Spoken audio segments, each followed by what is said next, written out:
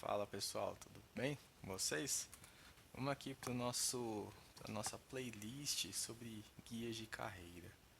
Pessoal, a ideia aqui é te dar um norte quanto, por exemplo, estou começando na área, quero começar na área de ciência de dados, por onde eu começo, né? Por onde eu vou?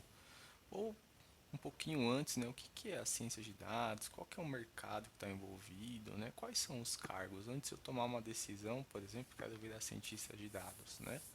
Não existe só cientista de dados, né? Existem outros cargos aqui dentro das ciências de dados. E a ideia desse guia é te mostrar, abordar um pouco sobre o mercado, falar sobre os cargos, quais são as especificações do mercado, salário, requisitos e mais algumas outras informações. Então, só para vocês entenderem, primeiro a gente vai fazer uma introdução aqui à ciência de dados, entender o que é esse tema. Depois vamos passar um pouquinho sobre o mercado, te mostrar quais são os investimentos, quais são a demanda do mercado nos próximos anos, te mostrar um pouco dos cargos, vocês vão ver que existem muitos outros cargos envolvidos, e depois entrar um pouquinho aqui nesses três cargos mais específicos, que hoje é o que atualmente eu vejo que tem mais demanda no mercado. Aí nós vamos falar da parte técnica, vamos falar de salário, o que aprende, o que não aprende, o que faz e o que não faz, tá bom? Então vamos lá, a primeira coisa que a gente precisa entender, se você está entrando aqui nessa área de ciências de dados, é entender o que é ciências de dados. E eu já vou quebrar um paradigma logo de cara. Ciência de dados não é Python, não é R, não é Hadoop, não é SQL. Ciência de dados, o próprio nome fala, né? É uma ciência que engloba os dados. Mas ciência de dados, ela é uma combinação de vários conceitos que nós utilizamos na análise dos dados, né? E também na busca das melhores soluções baseado neles. E quando eu falo de vários conceitos dentro de ciências de dados, eu estou me referindo a Big Data, quando eu vou trabalhar com uma grande massa de dados, Machine Learning, que é o aprendizado de máquina, inteligência artificial, né, que é quando a gente tenta simular ali uma experiência humana, tem a parte de exploração de dados, a questão das visualizações, tem toda a parte de BI, que a gente tenta, através dos dados, gerar valor para o negócio, e tem, obviamente, estatística, tá? Então entenda que ciências de dados engloba todos esses conceitos e não se define em linguagem de programação, tá bom? E quando surgiu ciências de dados, né? Você deve imaginar, poxa, nunca tinha ouvido falar, acho que é algo novo. E não necessariamente, né? Quando a gente estuda um pouquinho da história das ciências de dados, ela surgiu ali em meados da década de 60. Na verdade, surgiu o termo Data Science, mas até então não tinha um escopo específico igual é hoje. Ciência de dados ela era tratada dentro do escopo da ciência da computação, que nem é hoje, mas não existia uma divisão linear que nem ocorre ultimamente, né? E aí, o termo Big Data ele surgiu em meados da década de 2000, né? É, muito pautado ali no boom, né, da internet depois de 94. A partir disso, começou a surgir vários novos nichos de mercado, né? Por exemplo, surgiu os e-commerces, surgiu os blogs, surgiram plataformas e surgiu as redes sociais, que aí foi o grande boom de dados, né? Que hoje, quando você pega os indicadores das redes sociais, o volume de dados é incrível, né? E a tendência é crescer mais e mais. Mas o termo Big Data surgiu ali nas décadas de 2000, na qual alguns estudiosos analisaram que haveria necessidade de criar ferramentas e técnicas mais específicas para conseguir trabalhar com essa grande massa de dados, né? Isso foram surgindo diversas outras soluções.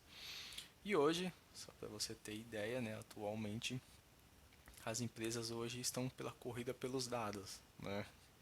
Que nem lá atrás teve a corrida do ouro, a corrida do petróleo, hoje é a corrida pelos dados. Até porque hoje muitas empresas elas se baseiam em dados para tomar suas decisões. Não é por achismo, Não se usa mais tanto o feeling que nem antigamente, né? Você pega uma pessoa muito experiente naquele ramo, hoje é muito baseado em dados, né? E as empresas têm que responder perguntas, né? Através dos dados. O que meu cliente gosta, o que ele compra, como ele gosta de ser atendido, quantas vezes ele entra aqui. Então, a corrida pelos dados é nesse sentido, de entender melhor o cliente para você sim gerar produtos melhores. E se você está chegando agora no tema, é importante entender que quando a gente fala de ciência de dados, ela não só engloba, por exemplo, dados tabulados. Vou te dar um exemplo. Planilhas de Excel, bancos de dados estruturados, né? Engloba mais outros tipos de informações. Por exemplo, textos, né, que a gente consegue ali minerar informações, por exemplo, ensinar a máquina a ler um idioma, traduzir para outro, ou aquele chatbot que você entra no site e começa a conversar lá com um atendente virtual. Então ali são bases de dados em texto que nós fazemos a mineração, né, e aplicamos ali alguns modelos de machine learning para conseguir conversar com a pessoa.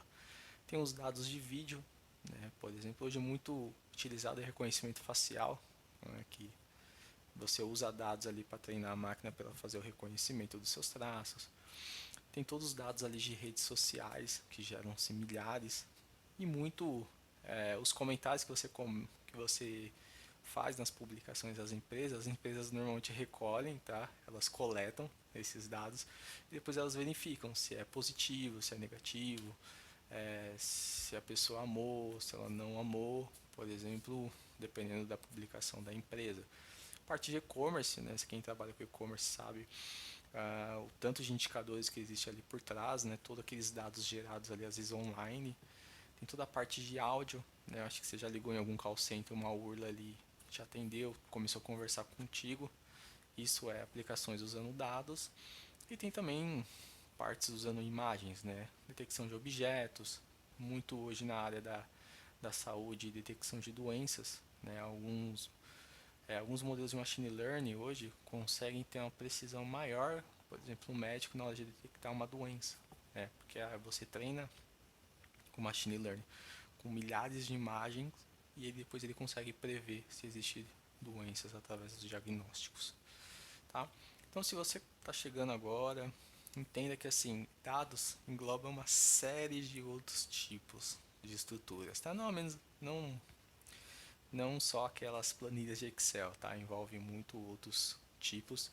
É bom você conhecer, porque aí depois você vai se aprofundar, vai entender um pouquinho melhor de como tudo funciona. Pessoal, a introdução é essa. Espero que você tenha entendido um pouquinho do que é essa área, de quando surgiu, quais são as aplicações.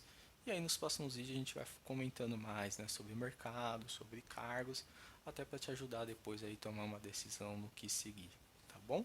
Então fico por aqui, um forte abraço e até mais.